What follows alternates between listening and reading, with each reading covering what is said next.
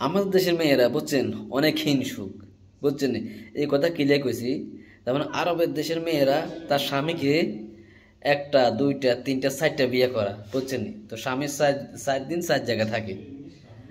আর আমাদের দেশে যদি আমি বলি যে আমি একটা বিয়ে করব, ওই রাতে কোবাকুবি শুরু ঘরের ভিতরে, বুঝছেন। ওই রাতে ঘরের ভিতরে কোবাকুবি শুরু, হায় আগুনের তুফান, সব তুফান তুফান।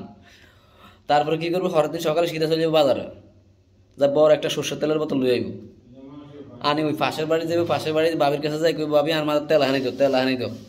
তো বাবি তেল হানি দিতে দিলে জিজ্ঞাইব কিছে কিছে, কখন চিনি আঙ্গ হাতে নে কালকে রাত কয় কি আরেকটা বিয়ে করব। তো আবার পাশের বাড়ির বাবি আবার কানের মধ্যে হুমাই দেয়, তুই এক কাম কর, ও অমুক গ্যারাম অমুক একটা খনকার আছে, হেতে তাবি যান।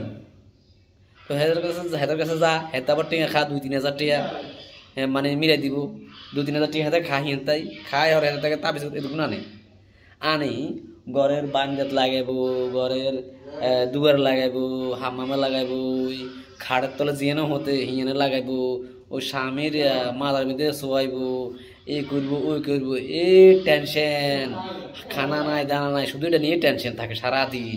আর ঘরের ভিতরে তো কোয়া কুবি লাগাই দিব, বুঝছেন নি।